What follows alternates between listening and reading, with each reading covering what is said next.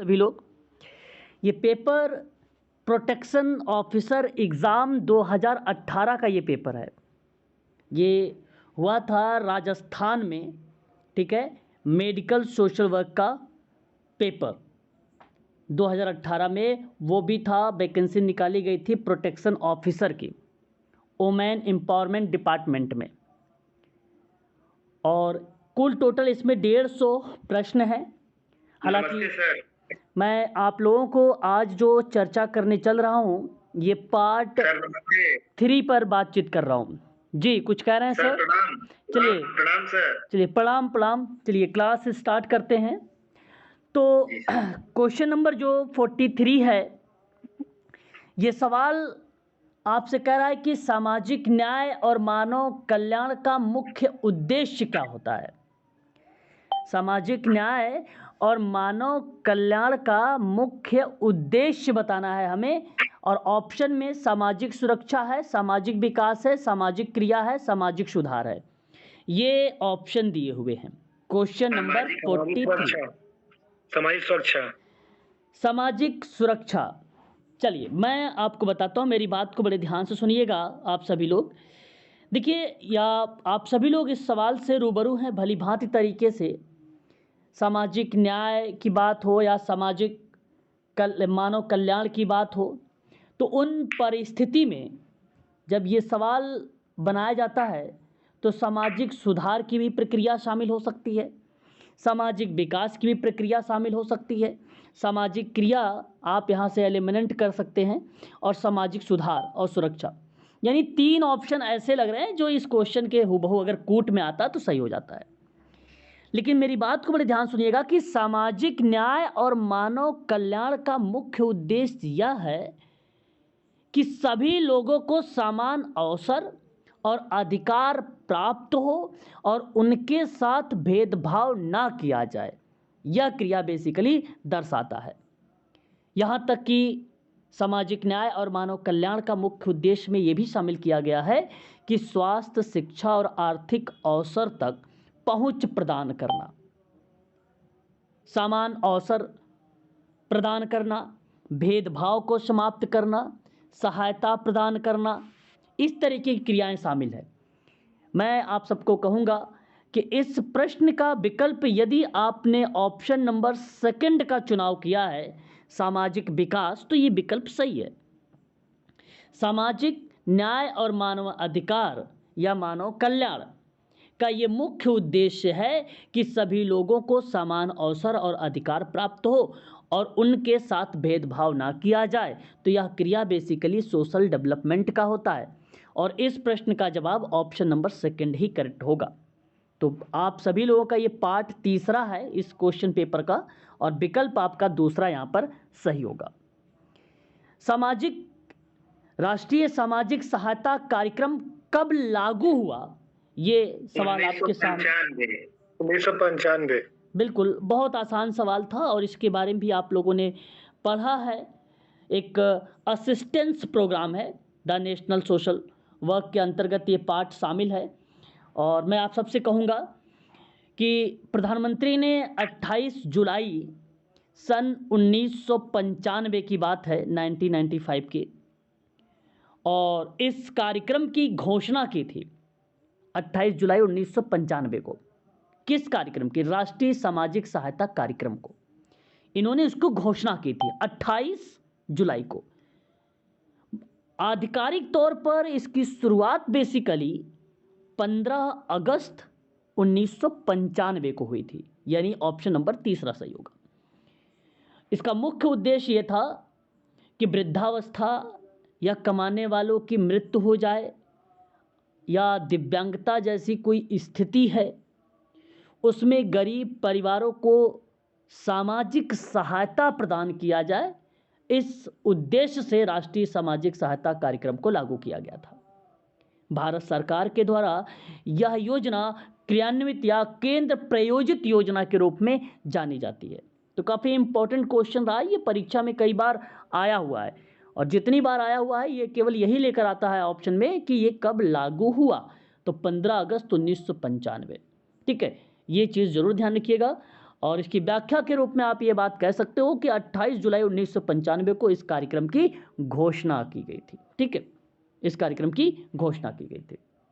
अगला सवाल आपके सामने कहता है कि समाज की महत्वपूर्ण विशेषता में शामिल है, ये आपके सामने क्वेश्चन है और 4 विकल्प दिए गए हैं आपके सामने। तो सही विकल्प इस प्रश्न का क्या होना चाहिए, बताएं। मानव व्यवहार पर नियंत्रण 2 नंबर। अच्छा, मानव व्यवहार पर नियंत्रण। सहयोग सहयोग और संघर्ष। अच्छा, यहाँ पे दोनों बता रहे हो। ओके, चलिए देखिए मैं आपको बता दूं, किसी समाज की महत्वपूर्ण विशेषता की बात की जा रही है यहाँ पे। आपको पता होगा सामाजिक मानदंड, व्यवहार के पैटर्न, समुदाय की भावना, है ना, सामाजिक स्तरीकरण। तो इसका मतलब है कि सामाजिक स्तरीकरण में श्रम का विभाजन समूह के रूप में आप नाम देख सकते हैं। साथ समय के साथ अनुकूलन की प्रक्रिया, सहयोग और संघर्ष भी देख सकते हैं। परिवर्तन की क्षमता, है ना, मानव व्यवहार पर नियंत्रण, आत्मनिर्भरता, ये महत्वपूर्ण विशेषता शामिल की गई है। इस प्रश्न का ऑप्शन अगर मैं आप सबको बताऊं तो आयोग ने उस पर स्टार लगाया है, यानी कॉमन नंबर दिया सभी बच्चों को। बेसिकली विशेषता पूछी गई थी, ये सभी की सभी विशेषताएं समाज के अंतर्गत शामिल हो जाती हैं। सामाजिक तत्व में भाषा, रीति रिवाज, परंपरा, कला, धर्म, भोजन, ड्रेस कोड इत्यादि चीज़ें शामिल हो जाती हैं जब सांस्कृतिक तत्व को हम दर्शाते हैं। जब सामाजिक संस्था के दृष्टिकोण में समाज को लेकर बात करते हैं तो वहाँ शिक्षा प्रणाली, स्वास्थ्य देखभाल, कानून प्रणाली, धार्मिक संस्थाएं इत्यादि चीज़ें संस्था के रूप में रिप्रेजेंट हो जाती है। जब हम सामाजिक संरचना के दृष्टिकोण में देखते हैं तो पारिवारिक इकाई, सामाजिक वर्ग, जाति व्यवस्था, जेंडर रोल, ये सारी चीज़ें हमें देखने को मिल जाती है सामाजिक संरचना के आधार पे। राजनीतिक आधार पे बात करते हैं तो सरकारी संरचना हो गई, कानून हो गया, नेतृत्व हो गया, इस तरीके का पार्ट आ जाता है। लेकिन सवाल ये केवल था कि समाज की महत्वपूर्ण विशेषता क्या होती है, तो यहाँ पे सभी के सभी सही जवाब हो जाएंगे, परंतु अगर यहाँ पे कूट होता तो सही जवाब बन जाता। कोई स्पेसिफिक पर अगर आप सोचें कि हम प्राथमिकता दें फिर इस सवाल का जवाब लगाएं, तो अगर आपने आत्मनिर्भरता की बात करते हैं तो क्योंकि समाज की एक महत्वपूर्ण विशेषता ये होती है इंडिपेंडेंट के रूप में, ताकि लोगों को इंडिपेंडेंट बना सके, है ना, इस दृष्टिकोण में तो आप लगा सकते हैं। लेकिन आयोग ने यहाँ इस प्रश्न के सामने ऑप्शन उत्तर में अगर हम बात करते हैं तो स्टार दिया है, यानी इसको सभी लोगों को कॉमन नंबर दिया गया है इस सवाल में।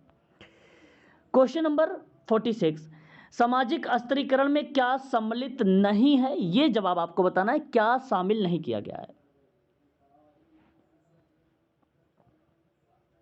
बताएं आप किनको शामिल नहीं करेंगे। समाज का अस्थायी समूहों में विभाजन। समाज का अस्थायी समूह विभाजन।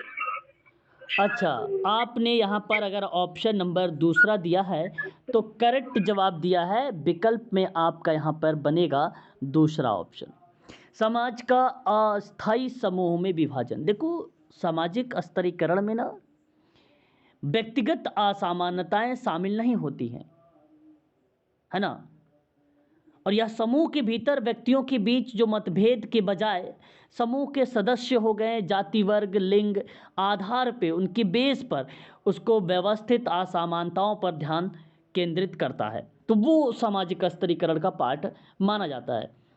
सामाजिक स्तरीकरण में योगदान देने वाले कुछ एलिमेंट हैं, कुछ कारक हैं, जैसे जाति हो गया, जेंडर हो गया, सामाजिक आर्थिक स्थिति हो गई, व्यवसाय हो गया, शिक्षा हो गया, ऐसे कुछ कारक हैं जो सामाजिक स्तरीकरण में अपना योगदान देते हैं।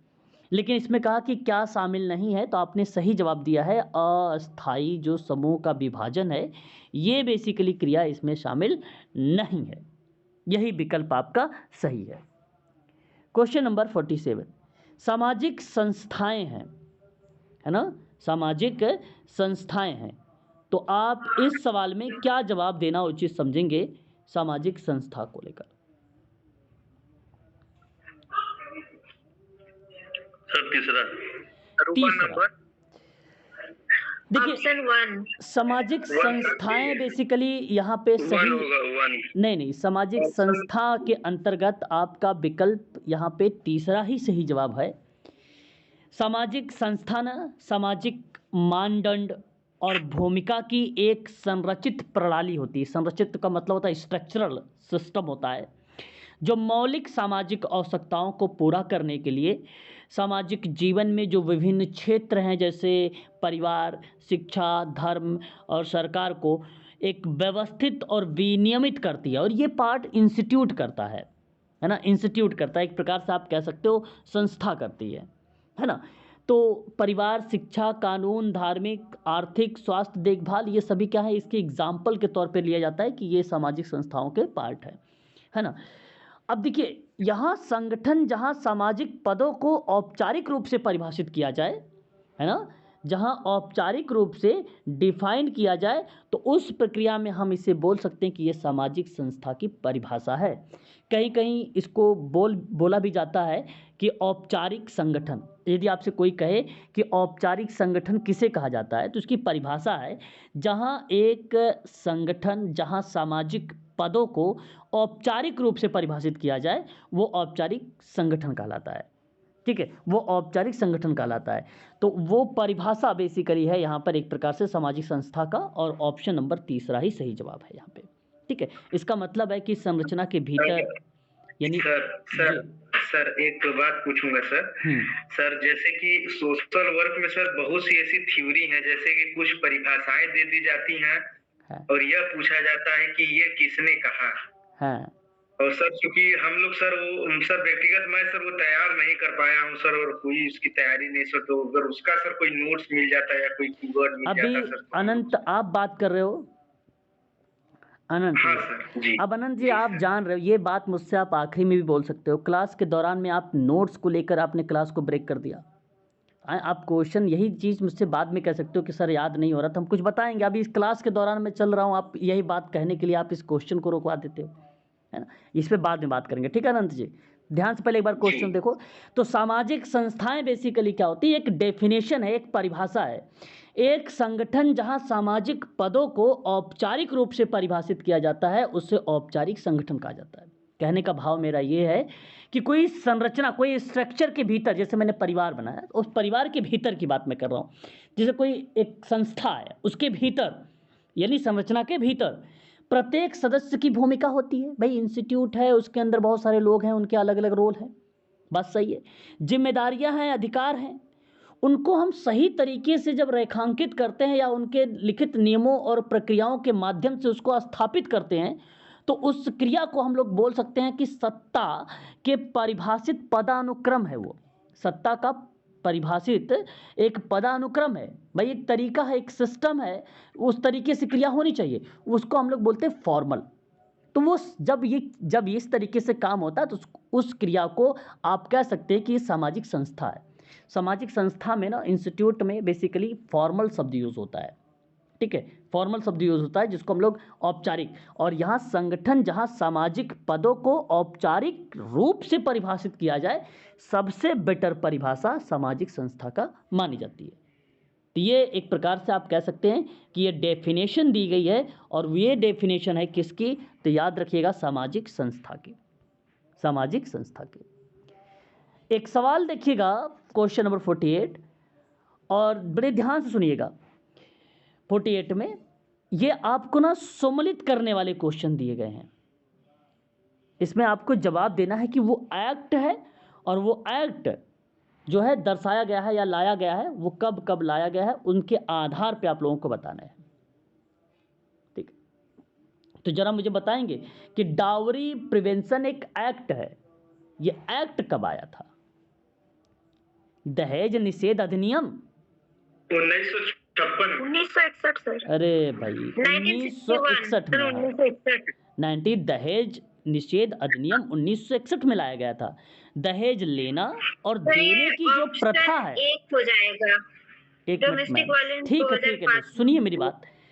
दहेज लेना और देना की जो प्रथा है, उस प्रथा को रोकने के लिए ये कानून बनाया गया था। यह भारत में दहेज से जुड़ा पहला राष्ट्रीय कानून है।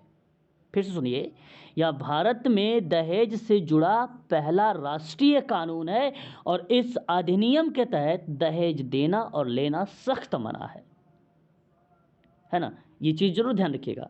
विवाह के दौरान दी गई कोई भी मूल्यवान संपत्ति वो दहेज मानी जाती है। आपको बता दूं कि वो एक धारा 2 है, एक धारा 2 है, उसमें आप देखेंगे तो विवाह के मुताबिक या उसके दौरान ये बात बताई गई है कि अगर कोई मूल्यवान संपत्ति आप ले रहे हैं तो उस प्रक्रिया में उसको दहेज माना जाएगा। धारा 3 कहती है उसी के अंतर्गत कि दहेज लेने और देने पर कम से कम 5 साल की जेल होगी और 15,000 रुपये या प्लस, ठीक है, आपको जुर्माना भी भरना पड़ेगा, या दहेज के मूल्य या जो भी आपने मांगा है उस प्रक्रिया में उसकी वैल्यू जो है, प्राइस जो है, उसको आपको जमा करना पड़ेगा, है ना। 5,000 का सर वो है इसमें 15,000 का जुर्माना है। 15,000 और सर कैद कितना है? 15,000 का जुर्माना है, 5 साल का जेल है, धारा नंबर 3 में, ठीक है। सर कोई दहेज नहीं लेना चाहता है और जबरदस्ती देना चाहता है, उस केस में फिर क्या मतलब? अरे नहीं, दहेज फिर उस प्रक्रिया में एक नहीं होता, गिफ्ट होता है ना, उस प्रक्रिया में आप उसे गिफ्ट जिसे उसे उपहार कहते हैं। उसे उपहार कह सकते हैं। उपहार है। तो उसे एक उपहार के रूप में आप दे सकते हैं, लेकिन उतना ही दे जितना कि समाज में उस चीज़ों को स्वीकार किया जा सके, है ना, उस समाज बेसिकली उसे उस चीज़ को स्वीकार कर सके। तो उस प्रक्रिया में ये बात आती है।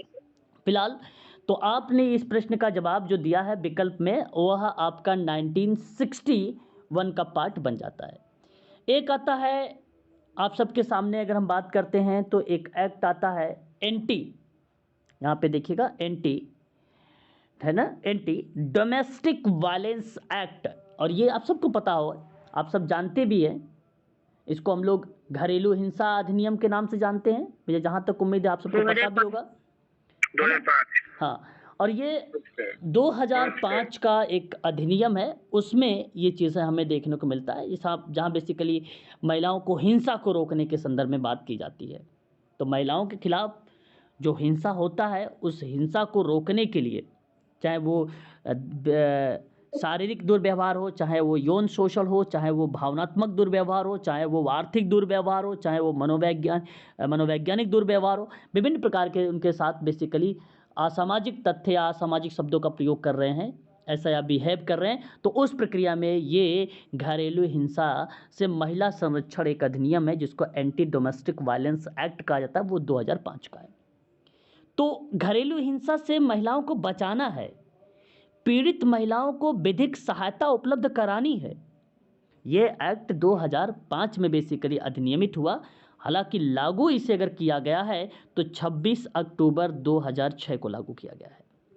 अब ध्यान रखिएगा, ये लागू की बात मैं कर रहा हूँ, तो 2006 की प्रक्रिया में जाना जाता है, ठीक है। एक प्रकार से अनुमानित तिथि या एक प्रकार से उसकी लाने की जो तिथि रही, घोषणा करने की जो तिथि रही, वो 13 सितंबर 2005 रहा है, ठीक है। तो ये चीज़ें आप जरूर ध्यान रखेंगे, इसके संदर्भ में काफ़ी इंपॉर्टेंट पॉइंट ये बनता है। उसके बाद एक और आता है द इक्वल रेम्यूनरेशन एक्ट है। इस एक्ट को कब लाया गया? इस एक्ट को कब लाया गया? 1976।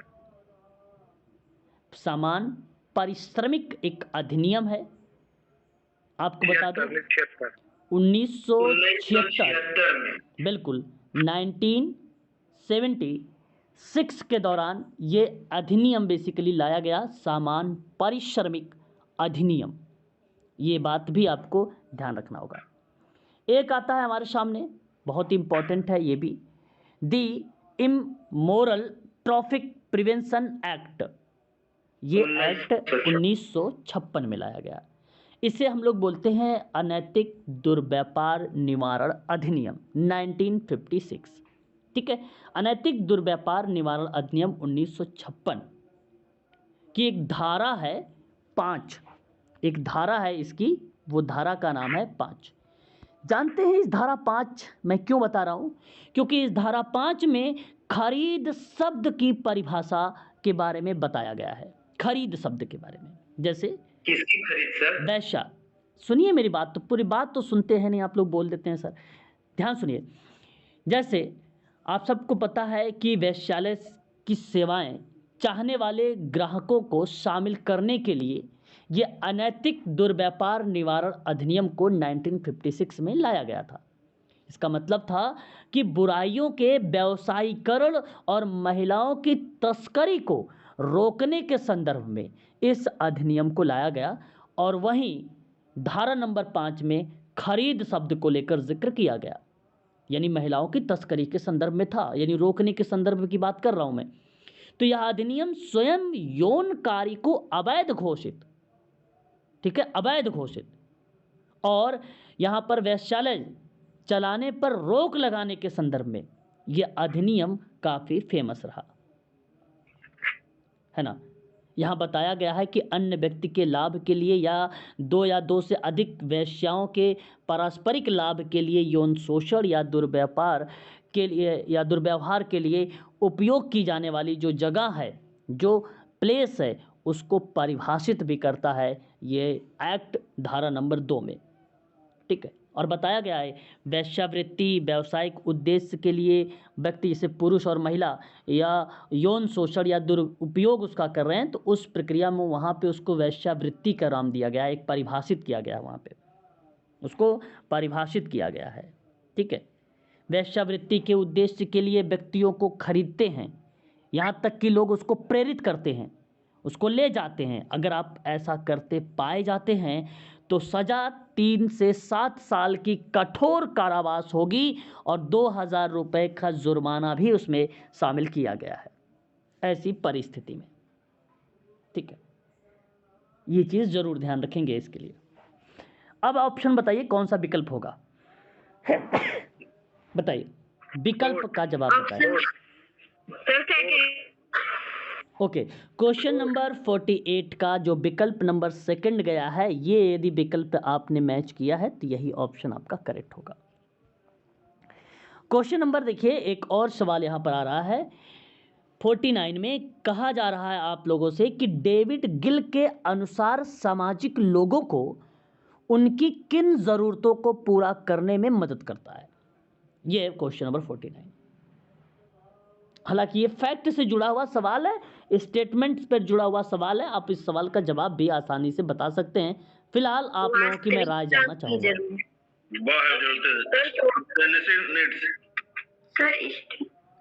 वास्तविकता की जरूरत।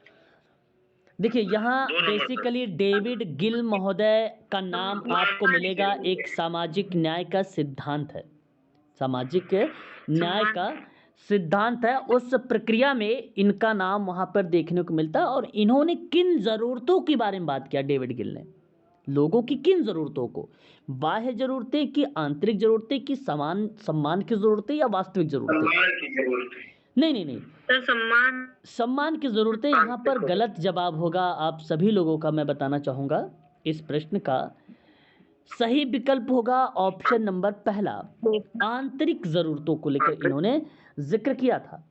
यदि आपसे प्रश्न एग्जाम में, परीक्षा में ये क्वेश्चन बन भी जाता है तो आप सभी लोगों से मैं कहूँगा कि विकल्प में आप सभी लोग आंतरिक ज़रूरतें लगाइएगा। इन्होंने केवल आंतरिक ज़रूरतों के ही बारे में बात किया है। इंसान कई तरीके से मोटिवेट हो सकता है, ये बात आप जानते हैं।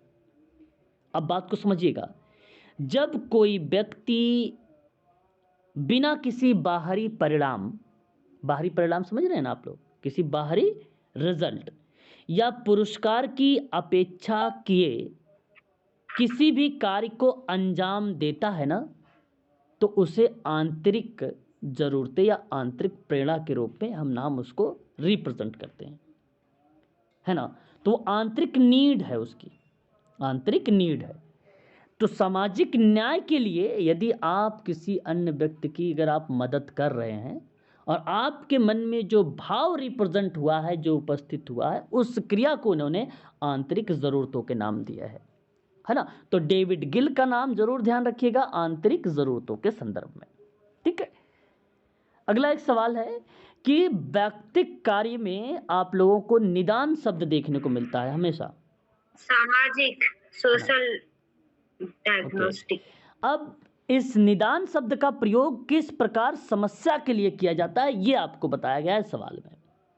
सामाजिक, मनोविज्ञान, साइकोलॉजिकल। हाँ, यहाँ अगर मैं आपसे बात करता हूँ तो जो साइको सोशल पार्ट है व्यक्तिक कार्य में, सोशल केस वर्क के अंतर्गत ये सवाल बनाया गया कि आपको बताना है कि निदान जो शब्द है उस शब्द को किस प्रकार से समस्या के लिए प्रयोग में लाया जाता है ना, किस प्रकार की समस्या के लिए प्रयोग में लाया जाता है। अच्छा सवाल है। देखो, क्लाइंट की स्थिति, मतलब बात को समझिएगा, क्लाइंट की स्थिति और समस्या का गहन मूल्यांकन करने की प्रक्रिया से हम निदान का प्रयोग करते हैं या निदान शब्द का यूज़ करते हैं, जिसमें उनके अंतर्निहित कारण भी शामिल होते हैं, है ना, ताकि उनकी आवश्यकताओं की व्यापक समझ प्राप्त हो सके और एक उपयुक्त हस्तक्षेप करके यानी इंटरवेंशन करके उसकी योजना को विकसित किया जा सके, है ना, उसकी योजनाओं को या उसकी क्रियाओं को, लक्ष्य को विकसित किया जा सके और समस्या का समाधान भी हो सके। तो निदान शब्द का प्रयोग सोशल केस वर्क के अंतर्गत मनोसामाजिक शब्द जो है, यहाँ पे मनोसामाजिक समस्या होती है ना बच्चों के पास, लोगों के पास, चाहे वो शारीरिक हो, चाहे वो मानसिक हो, चाहे वो भौतिक हो, चाहे वो सामाजिक हो, नैतिकता हो, विभिन्न प्रकार की समस्या होती है, वो मनोसामाजिक समस्या होती है, उसका हम अध्ययन करते हैं, देन उसके बाद निदान करते हैं। तो इस क्रिया में आपका पार्ट विकल्प जो तीसरा वाला है, ये ऑप्शन आपका सही होगा, है ना, मनोसामाजिक। सही ऑप्शन आपका तीसरा ऑप्शन माना जाएगा क्वेश्चन नंबर 50 में। क्वेश्चन नंबर देखना है 51 में, देखिएगा, सामाजिक व्यक्तिक सेवा कार्य का उद्देश्य नहीं है ना, ईगो को मजबूत करना। चलो, ईगो को मजबूत करना, सामाजिक कामकाज में समस्या की रोकथाम करना, सामान्य जन के साथ अच्छे संबंध स्थापित करना, समाज के साथ अच्छी तरह से समायोजित करना। देखो, यहाँ बेसिकली अगर मैं आपसे बात करता हूँ इस प्रश्न में, ये जो प्रश्न दिया गया है ये एक कॉमन नंबर सभी बच्चों को प्रोवाइड कराया गया है क्वेश्चन नंबर 51 में, है ना, और इसका कोई बेसिकली इस ऑप्शन में नहीं दिया गया है। जैसे अगर मैं बात करूँ, इसका पूछा था उद्देश्य नहीं है, तो जैसे आप कह सकते थे कि ईगो को मजबूत करना, ठीक है, ये पार्ट आप मान सकते थे कि इसका उद्देश्य नहीं, भाई ईगो कौन मजबूत करेगा उसका, ताकि वो नेगेटिव व्यवहार करे। सामाजिक कामकाज में समस्या की रोकथाम करना, समस्या की रोकथाम करना एक प्रकार के व्यक्तिगत समाजकारी सेवा का पार्ट माना जाएगा, पॉजिटिव शब्द है। सामान्य जन के साथ अच्छे संबंध स्थापित करना, ये भी एक प्रकार से आप कह सकते हैं कि क्रियाएं हैं, लेकिन ये सोशल केस वर्क के संदर्भ में नहीं, ये समाज कार्य के संदर्भ में है, ये समाज कार्य के संदर्भ में है। समाज के साथ अच्छी तरह से समायोजन करना, समाज के साथ। तो यहाँ अगर हम बात करते हैं, ये जो पॉइंट 2, 3, 4 दिया गया है, ये व्यक्तिगत सेवा कार्य का उद्देश्य नहीं है, ये बल्कि समाज कार्य का उद्देश्य है, समाज कार्य का उद्देश्य है। प्रश्न में व्यक्तिगत सेवा कार्य का उद्देश्य लिखा हुआ था, इसलिए व्यक्तिगत आधार पर उसको बात करना चाहिए था, ठीक है। तो यहाँ पे ऑप्शन आप ए को लगा देते, लेकिन आयोग ने क्वेश्चन नंबर 51 का स्टार देकर सभी बच्चों को कॉमन नंबर दिया है, ठीक है। आगे क्वेश्चन कहता है, निम्नलिखित में से किस विश्वविद्यालय में सर्वप्रथम सामूहिक कार्य के कोर्स जो है प्रारंभ किए गए थे? ये है क्वेश्चन नंबर 42। सही जवाब आपको बताना है। उस्मानिया। ओके, कोई बात नहीं। और भी कोई बच्चा जो इस सवाल का जवाब देने का प्रयास करें, बताएं प्लीज।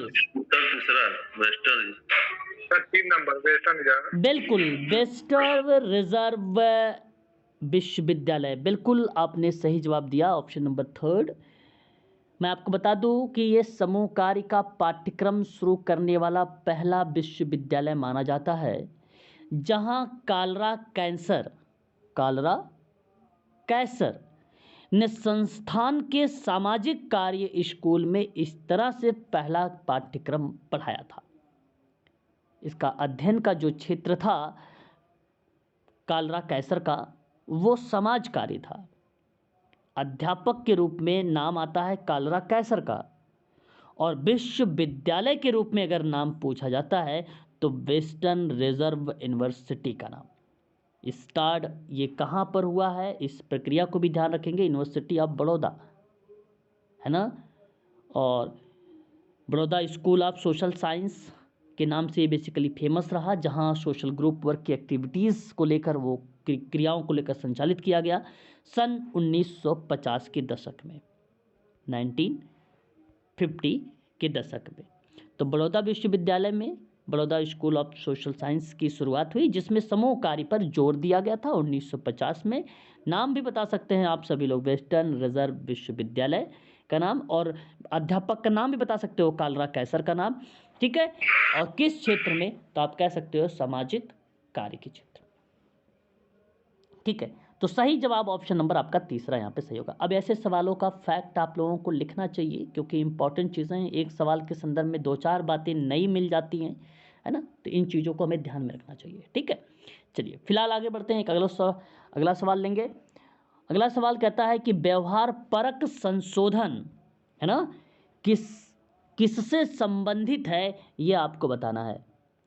ये बिहेवियर मॉडिफिकेशन का पार्ट है, और बड़ा अच्छा सवाल है, क्वेश्चन नंबर 53। आप जवाब भी दे सकते हैं, आसान सा जवाब होगा। ऑप्शन 4 है सर। जवाब बदल 4 सर।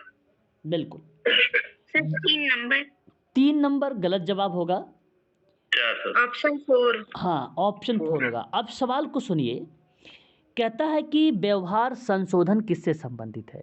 सुनने वाली बात है कि अगर पुनर्बलन की अनुपस्थिति कर देंगे, पुनर्बलन का मतलब होता है रेनफोर्समेंट, एक प्रकार का रिवॉर्ड, यदि आप वहाँ पे अब्सेंस कर देंगे तो आप सोचिए क्या अधिगम का प्रदर्शन बेहतर होगा? नहीं हो पाएगा। पुनर्बलन का मतलब होता है कि मैं आपको सामाजिक पुनर्बलन, शाबाश दे दूँ, स्टार दे दूँ, है ना, कुछ टोकन दे दूँ, तो इस शब्दों के आप प्रयोग में कर सकते हैं कि ये पुनर्बलन का पार्ट है ना, मतलब एक प्रकार का रिवॉर्ड है। तो वो पार्ट क्रियाओं को बढ़ाने की बात करता है, उसकी अनुपस्थिति बेसिकली डिक्रीज करता है मॉडिफिकेशन को, वो थोड़ी ना बदलेगा, फिर वो थोड़ी ना बदलेगा। हमने कहा कि अगर आप 10 मिनट के अंदर किसी बच्चे को अगर आप हिट नहीं करोगे तो मैं आपको एक चॉकलेट दूंगा, ठीक है। अब आप सोचिए कि चॉकलेट के चक्कर में, यानी चॉकलेट क्या हुआ, उसका पुरस्कार हो गया, यानी रेनफोर्समेंट हो गया, ठीक है, और 10 मिनट अगर वो व्यवहार नहीं किया तो इसका मतलब हुआ कि वो व्यवहार में संशोधन हो गया, और फिर चॉकलेट दे दो। तो अनुपस्थित रहोगे तो फिर तो दिक्कत हो जाएगी, तीसरा नहीं होगा। हाँ, यहाँ पे किसी बच्चे ने कहा कि व्यवहार को बदलने के लिए अधिगम सिद्धांतों का अनुपयुक्त करना, है ना, यानी अनुपयुक्त का मतलब होता है एप्लीकेशन टाइप का पार्ट, यानी अप्लीकेबल करना, यानी उस चीज़ को लाना एक दृष्टिकोण में, है ना। परिणाम या ट्रिगर्स को संशोधित करके हम व्यवहार को बदल सकते हैं, ये एक प्रकार की टेक्निक है ना। तो लक्ष्य व्यवहार की आइडेंटिफाई करें, समस्या व्यवहार के पुनरावृत्ति और परिणामों का विश्लेषण करें, देन उसके बाद आप क्रियाओं को लगा के या टेक्निक को लगाकर आप उसके अंदर जो भी प्रॉब्लम आ रहा है आप उसमें सुधार कर सकते हैं, ठीक है। तो व्यवहार संशोधन को व्यवहार पुनर्वास या व्यवहार समाधान के नाम से भी जाना जाता है। व्यवहार संशोधन को व्यवहार पुनर्वास या व्यवहार समाधान के नाम से भी जाना जाता है। अतः क्वेश्चन नंबर 53 का विकल्प जो चौथा है, फोर्थ वाला, ये जवाब सही होगा। क्वेश्चन नंबर आपके सामने 54, ये आपके सामने सवाल है, आप जवाब भी मुझे बता सकते हैं। Option number A. ओके, यदि आप कह रहे हैं कि अनुच्छेद जो 40 है वो ग्राम पंचायत का गठन करता है, तो बात सही है। अगर आप अनुच्छेद 41 कहते हैं तो वो कामकाज के अधिकारों की बात करता है, ये भी विकल्प सही है। अनुच्छेद 44 है ना, एक समान नागरिक कोड की बात करते हैं, तो ये भी विकल्प सही है। यदि आप आर्टिकल 48 की बात करते हैं तो कृषि और पशुपालन का गठन करता है, ये भी बात सही है। तो सही ऑप्शन यहाँ पर आपने बताया सर, यदि 1, 2, 3, 4 आमने सामने मैच हो रहा है तो वही विकल्प आपका सही हो जाएगा, जैसा कि ऑप्शन नंबर पहले में दिया गया है। सही ऑप्शन था आपका, बहुत बढ़िया है। 1 से लेकर 50 तक के जितने अनुच्छेद हैं आप लोग पढ़ डालिए, आपके परीक्षा में तय है कि यहाँ से एक सवाल आएगा। यदि आपने 1 से 50 तक के अनुच्छेद याद कर लेते हैं तो आपके आगामी परीक्षा में इस सवाल से, इस प्रश्न से, इससे प्रश्न जो भी बनाए जाएंगे वो गलत नहीं होंगे, है ना। तो ये चीज़ जरूर ध्यान में रखिएगा। आगे देखिए, कुछ यहाँ पे वर्षों के बारे में बात किया गया है। आपको सही जवाब देना है कि अंतर्राष्ट्रीय विकलांगता वर्ष कब मनाया गया था। ऑप्शन 1 है सर सही इसमें।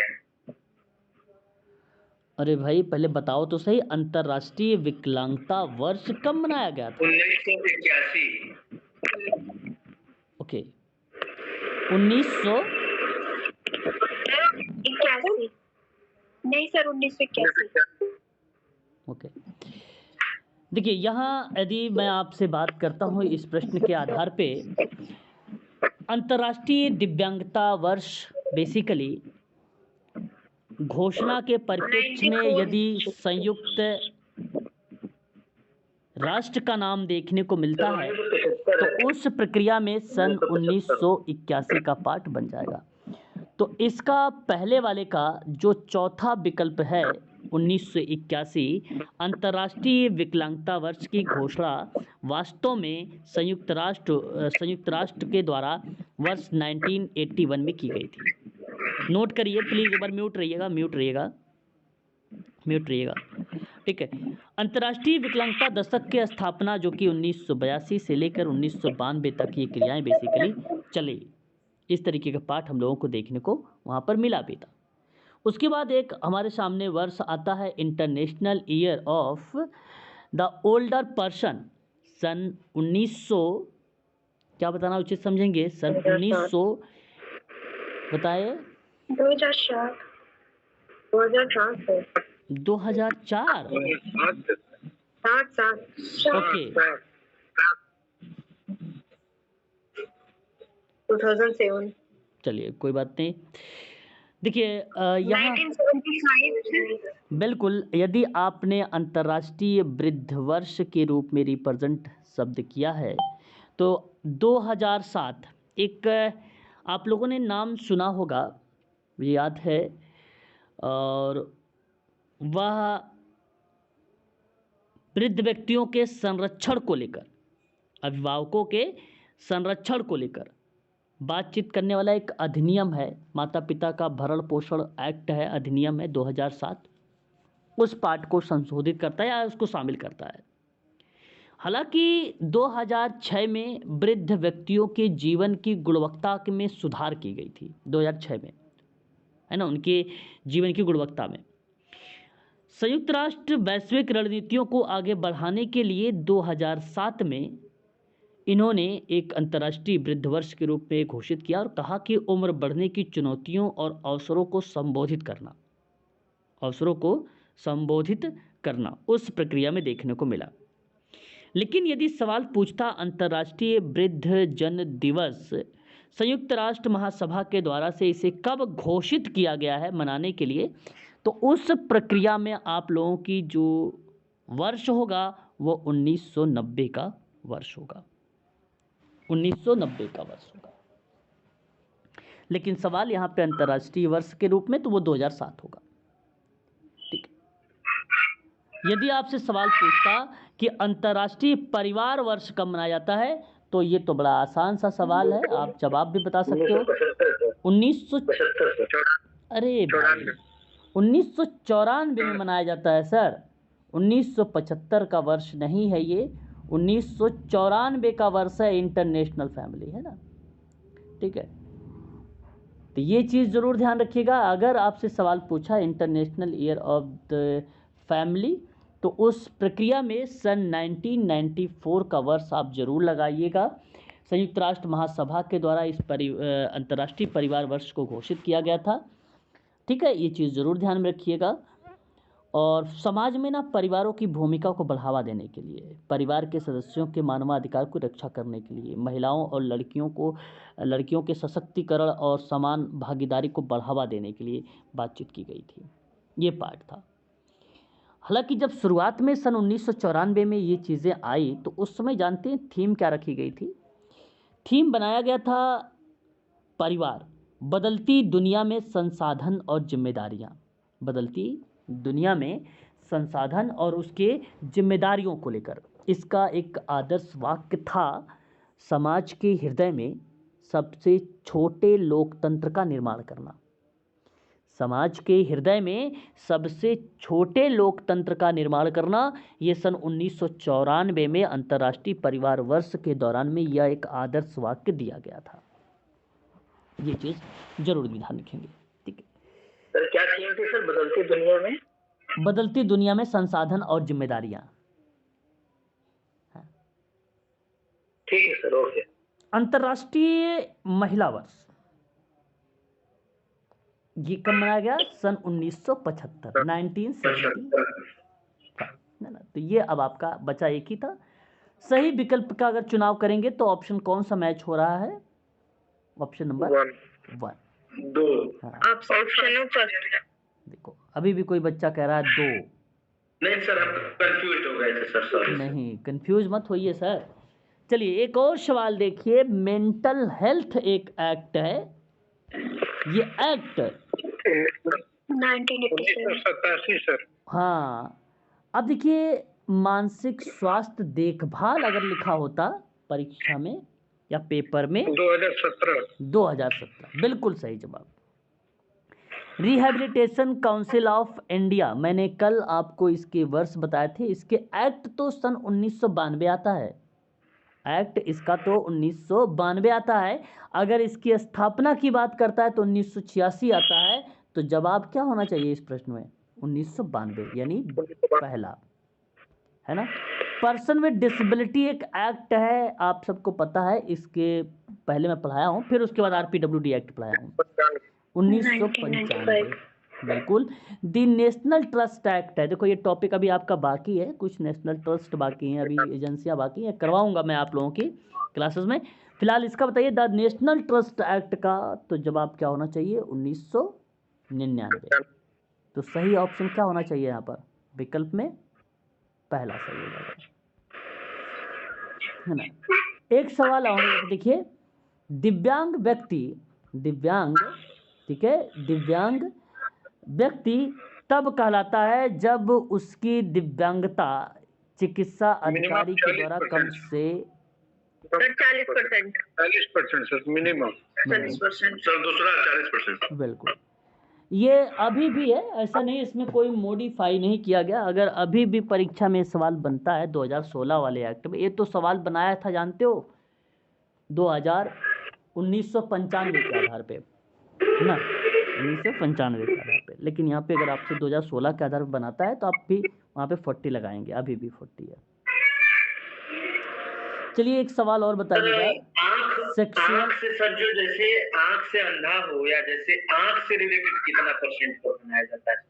देखिए वो डिसेबिलिटी का पार्ट है, वहाँ सेनले चार्ट होता है, सेनले चार्ट होता है। मैंने अभी आपको हाल ही में सेनले चार्ट बताया था, 6/60 का, 20/200 का, है ना, सेनले चार्ट होता है। सिमिलर डिसेबिलिटी वहाँ पे जब देखी जाएगी, जांच होगा, टेस्ट होगा, अगर 40% आता है तो वो विजुअल डिसेबल है ना। कोई ये ज़रूरी नहीं आपको हियरिंग इम्पेयरमेंट हो, चाहे विजुअल इम्पेयरमेंट हो, चाहे वो मेंटल रिटार्डेड हो, ठीक है, चाहे वो CP हो, ऑटिज़म हो, ASD हो, 40% आना चाहिए इस एक्ट के थ्रू। यदि है तो भी उसको मिलेगा, अदरवाइज नहीं मिलेगा, है ना। समझ गए आप? बात समझ पा रहे हैं सर?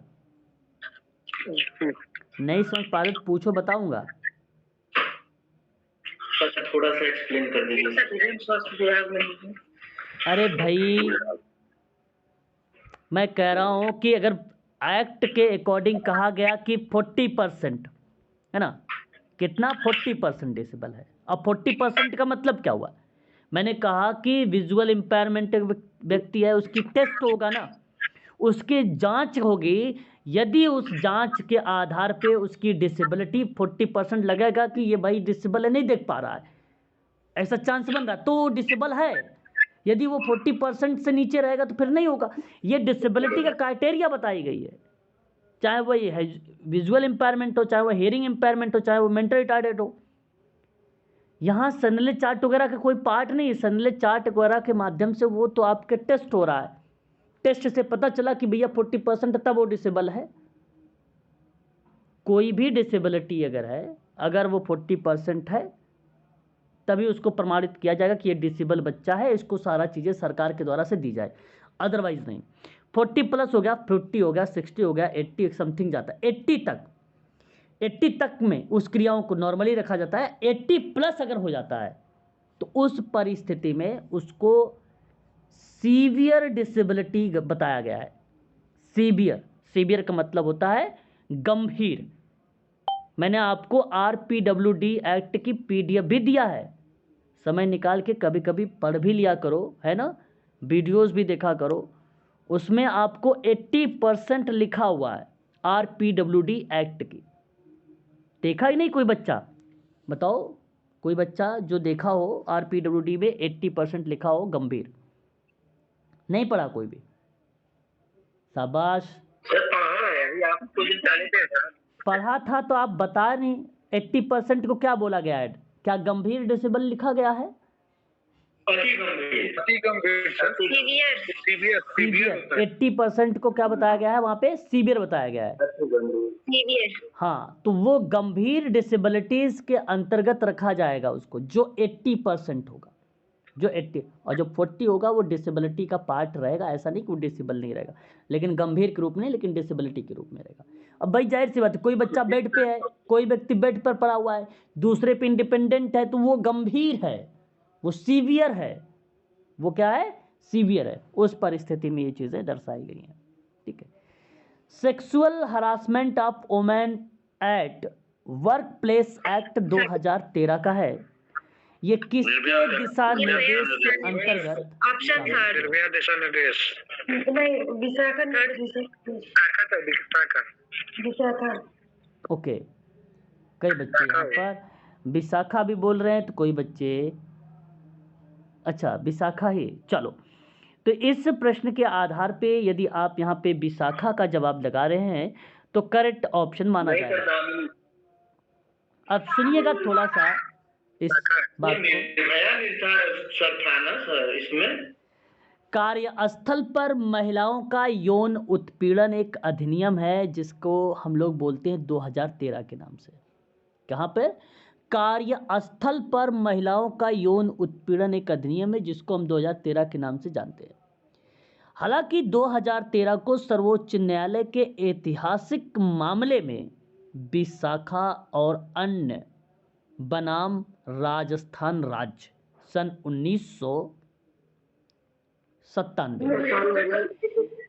दिशा निर्धारित करने के आधार पर यह अपनाया था, जिसे आमतौर पर विशाखा दिशा निर्देश के रूप में जाना जाता है, जो कि ऑप्शन में लिखा हुआ है, जिसमें कार्यस्थल पर यौन उत्पीड़न को रोकने के लिए अनिवार्य प्रावधान स्थापित किए गए थे।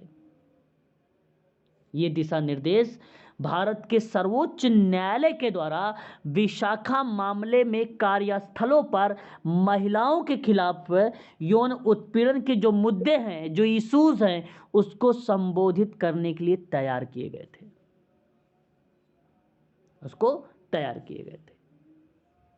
तो विशाखा दिशा निर्देश को संहिताबद्ध किया गया, जिससे वे भारत में सभी कार्यस्थलों पर कानूनी रूप से लागू किए गए। तो ये जो sexual harassment of women at work place act 2013 का है, ये किस दिशा निर्देश के अंतर्गत आता है? तो वो विशाखा दिशा निर्देश के अंतर्गत आता है, सन 1997 वाले। ये विकल्प सही होगा। लोक स्वास्थ्य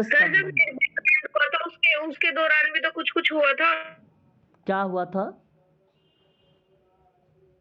सर जब निर्भया कांड हुआ था तब भी तो कुछ रूल्स बने थे। अरे भाई, जब sexual harassment of women at work place की बात हो गया तो निर्भया दिशा निर्देश क्यों सोच रहे हो? ये सर सही कह रहे हैं, वर्क प्लेस फंड वगैरह बना था ये सब। तो वहां निर्भया दिशा निर्देश का तो रोल ही यहाँ पे नहीं है। Sexual harassment of women act work place act 2013 का 1997 वाला जो आएगा वो सीधा सीधा विशाखा दिशा निर्देश को रिलेट कराएगा। यहाँ निर्भया कहाँ आएगा? निर्भया 2000 नहीं सर, ये आएगा तो विशाखा दिशा निर्देश, लेकिन निर्भया कांड के दौरान जब निर्भया कांड हुआ था तो सर कुछ रूल बने थे, वो क्या थे? क्या रूल बनाए गए थे बताओ? सर मेरे को तो याद नहीं है, मैंने पढ़ा भी नहीं था, तो इसलिए। जब पढ़ा नहीं आपने तो कौन सा रूल बनाया है भाई? अरे उस दौरान एक 2012 की अगर हम बात करते हैं, जब निर्भया कांड बना था तो फंडिंग वगैरह के लिए निर्भया फंडिंग लाया गया था। निर्भया के लिए बेसिकली कानून बनाए गए थे, थोड़ा सा स्ट्रिक्ट कानून कर दिए गए थे, है ना। उस समय 16 साल का उम्र रखा गया था, तो वो कोई दिशा निर्देशन का पार्ट थोड़ी ना रहा था।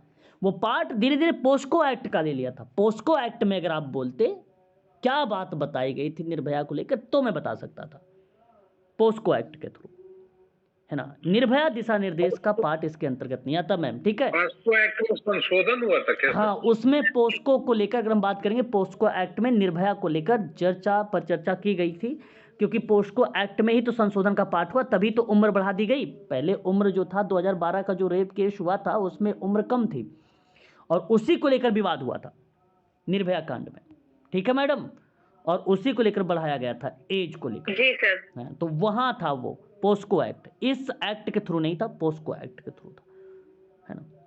चलो आगे बढ़िए। लोक स्वास्थ्य से संबंधित मामले किस सूची में निर्देशित किए गए हैं?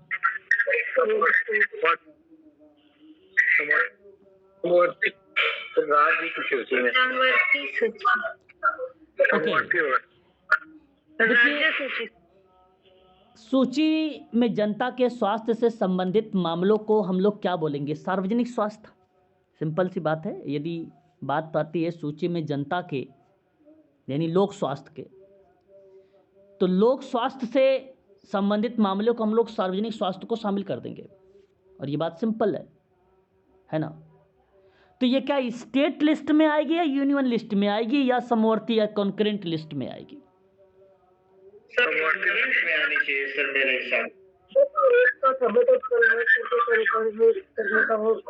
देखिए, ये सवाल का यदि मैं आपसे बात करूं तो ये स्टेट राज्य सूची, इसमें ना विषय शामिल है, इसके तहत राज्य कानून बना सकता है।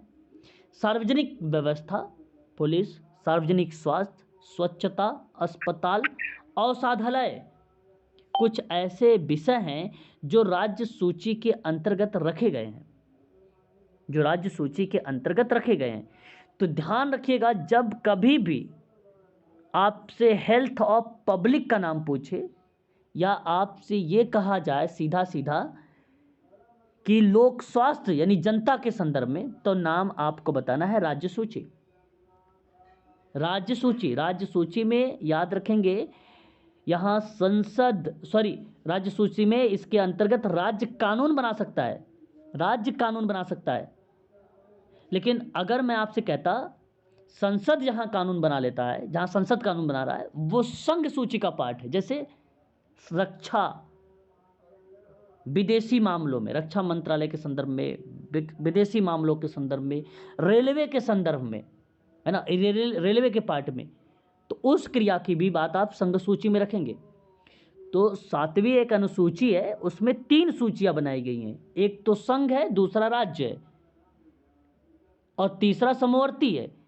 इसमें जहां केंद्र और राज्य दोनों बनाए, जैसे शिक्षा को लेकर बात कर रहा है, पशु के प्रति क्रूरता के लिए रोकथाम की बात हो रही है, ट्रेड यूनियन की बात हो रही है, वन्य जीवों और जानवरों की सुरक्षा की बात हो रही है, वन आदि के विषय में अगर चर्चा हो रही है, तो वहां समवर्ती सूची बनेगी। तो ये पार्ट इसके संदर्भ में शामिल होगा। फिलहाल इस सवाल का जवाब अगर हम बात करेंगे, लोक स्वास्थ्य से संबंधित अगर मामले पूछे जा रहे हैं तो वो स्टेट लिस्ट का पार्ट होगा, यानी राज्य सूची का पार्ट होगा। मतलब सर एक उदाहरण के तौर पे अभी जैसे वहां पे नीतीश कुमार जी की सरकार ने सर कहा है, मंगल पांडे स्वास्थ्य मंत्री ने, कि वहां के संविदा कर्मियों को परमानेंट करने जा रहे हैं बिहार में। हाँ। तो क्या सर ये कानून बना करके ये उसको नेशनल हेल्थ मिशन NHM को परमानेंट कर सकते हैं सर? इनके पास अथॉरिटी है? बिल्कुल, ये बिल्कुल कर सकते हैं। हमने जब भाई उनके राज्य की बात, अब ये थोड़ी ना कि भाई दिल्ली में जाके कर देंगे। क्रियाएं उनके स्टेट लेवल की है। देखो कुछ चीज़ें होती ना कि स्टेट के स्तर पे अगर इनको करना है तो वो संघ सूची में जाके करें, वो चीज़ें इम्प्लीमेंट कर दे संघ सूची में। तो वहाँ अगर राज्य और संघ दोनों साथ दे रही है तो फिर आप कर दीजिए पूरे नेशनल लेवल, पूरे इंडिया में, दिल्ली में भी कर दीजिए, बिहार में भी कर दीजिए। अपने उत्तर प्रदेश में सर शिक्षा मित्रों को पहले जो परमानेंट हुए थे उसके बाद उनको कुछ सैलरी भी मिली, स्टेट गवर्नमेंट का था, उसके बाद थोड़ा सा अवलोकन करके निकाला नहीं गया है, स्टेट गवर्नमेंट की अथॉरिटी थी। जो पहले गेस्ट टीचर पे काम कर रहे थे ना, उसी की बात कर रहे हैं ना। अब गेस्ट टीचर मैं बताता हूँ दिल्ली को। देखो जब बेसिकली क्या हुआ दिल्ली में, दिल्ली की बात बता रहा हूँ, दिल्ली में क्या हुआ कि गेस्ट टीचर पे उनको जो है अप्लाई कर दिया गया और वो रखे गए, कॉन्ट्रैक्ट बेस पे रखे गए। केंद्रीय विद्यालय में वैकेंसी आई, अब दिल्ली गवर्नमेंट के थ्रू रखे गए थे, वो रखे गए थे दिल्ली गवर्नमेंट के थ्रू। वैकेंसी जब आई तो वो केंद्र वाले के थ्रू रखे गए। अब उनको केंद्र सरकार उनको सैलरी देती है ना, केंद्र सरकार उनको सैलरी देती है। तो ये चीज़ें हैं यहाँ पे। तो स्वास्थ्य के संदर्भ में है ना। अब देखो, अब उसके संदर्भ मैंने अभी बताया ना, अब बन गया ना, अभी मैंने आप लोगों को बताया था, शिक्षा को लेकर बात किया था। तो उस प्रक्रिया में स्टेट भी बना सकती है पॉलिसी, है ना, स्टेट भी बना सकती है पॉलिसी, और राज्य भी बना सकता है आपका स्टेट, और सॉरी क्या बोलते हैं यूनियन टेरिटरी, संघ, वो भी बना सकती है, दोनों चीज़ें बना सकती है। तो वहाँ पे वो चीज़ें इम्प्लीमेंट कर सकती है। ट्रेड यूनियन हो गया, जंगल के संदर्भ में हो गया, लॉ बनाने के संदर्भ में, है ना, स्टेट लेवल पे, या ट्रेड यूनियन के संदर्भ में, वहाँ पर बातें बन जाती है। तो ध्यान देने वाली बात यह है कि जहाँ राज्य काम करेगी वो राज्य सूची होगी, जहाँ केंद्र काम कर रहा है वो संघ सूची का पार्ट बनेगा, जहाँ दोनों मिलकर काम कर रहे हैं वो समवर्ती सूची का पार्ट बनेगा। लेकिन सवाल यहाँ था लोक यानी पब्लिक हेल्थ को लेकर, तो वहाँ पार्ट क्या बनेगा, राज्य सूची का पार्ट बनेगा। ठीक है, राज्य सूची का। क्वेश्चन नंबर देखिए 60, सामाजिक परिस्थितियों में व्यक्तिगत व्यवहार और विचारों के स्वरूप और कारणों के समझने के वैज्ञानिक क्षेत्र को क्या कहा जाता है? वैज्ञानिक क्षेत्र को क्या बोला जाता है?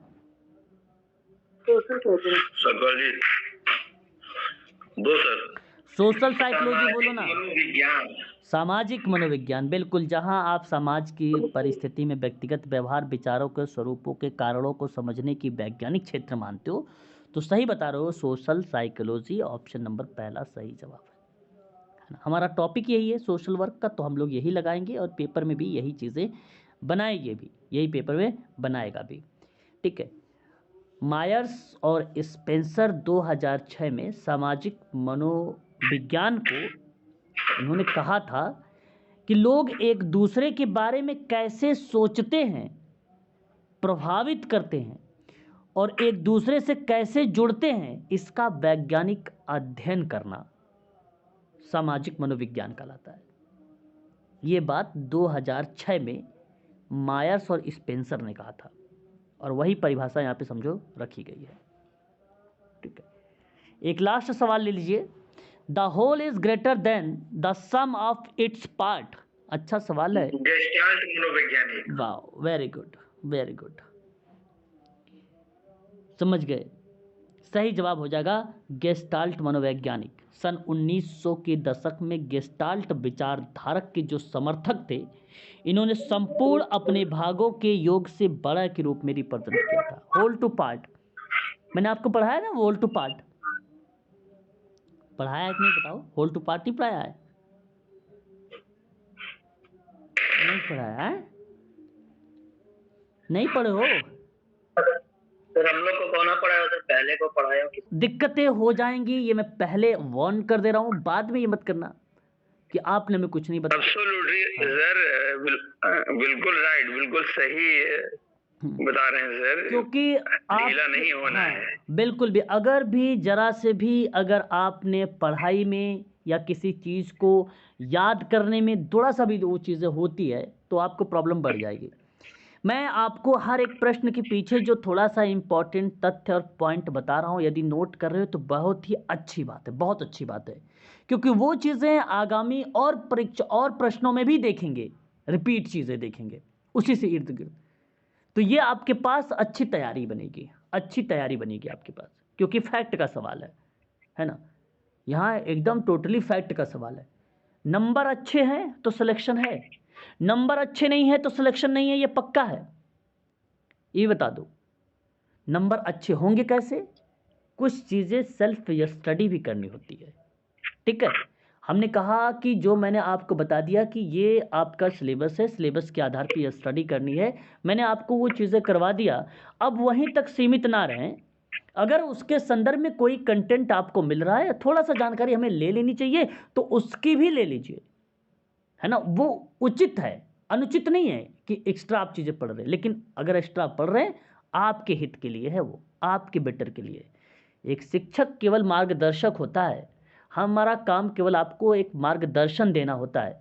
अब ये कहिए कि मैं आपका हाथ पकड़ के चलूँ, तो ये इम्पॉसिबल है, चाहे मैं हूँ चाहे दुनिया को कोई भी शिक्षक हो, इस तरीके से नहीं करता है, अपने बच्चों को इंडिपेंडेंट बनाता है। ये कदापि नहीं हो पाएगा सर। तो इसलिए इंडिपेंडेंट बनो, मैं इंडिपेंडेंट बनाने का प्रयास करो, तो बनने का भी कोशिश करो, है ना, उसका बनने की भी कोशिश करो, क्योंकि मैं जब वो चीज़ों को बता रहा हूँ, जिसे मैं पढ़ा दिया हूँ, तो उसको चीज़ों नोट करो, समझो, उस चीज़ को 2 बार पढ़ो, 3 बार देख लो, वीडियो देख लो। एग्ज़ाम है, अच्छी वैकेंसी आई है, क्रैक हो सकते हो अपनी मेहनत पर, मेरी मेहनत नहीं है यहाँ पे, यहाँ आपकी मेहनत है। आप मेहनत करोगे तो आप निकलोगे, मैं नहीं निकलूँगा, ठीक है। तो आप मेहनत करो, मेरा काम है केवल मार्गदर्शन देना, मैं वो काम अपना भलीभांति तरीके से कर रहा हूँ, अपना समय निकाल के, है ना। तो वो आप लोग भी अपना भी काम करो, ठीक है। ऐसा ना हो कि कुछ दिक्कतें आएँ। आसान सवाल अभी फैक्ट आ रहे हैं, अभी और भी पेपर कराएंगे, उसमें दिखाएंगे, है ना, तो आप आसानी से करोगे। फिलहाल आज के लिए हम लोग क्लास इतना ही रखेंगे, ठीक है। और क्लास आपकी 27 से शाम को 5:45 पर KGMU का सिलेबस चलेगा, और यूनिट नंबर 7, जहां और भी थ्योरीज पर बात करेंगे। और 7 PM पर क्लास चलेगी UGC नेट का यूनिट नंबर 1, ठीक है, ये 27 तारीख से। और अभी आपकी क्लासेज जो जिस समय से चल रही, जिस तरीके से, वो आपकी चलती रहेगी। बीच में मैंने आपको सिलेबस दे रखा है, पूरा सूचना, एक पोस्टर आपके ग्रुप में डाल रखा है, आप वहाँ पे देखते रहिए। और डेली जो क्लासेस मैं इस तरीके के दे रहा हूँ, ये भी जरूर देखिए, बहुत इंपॉर्टेंट है ये, ठीक है।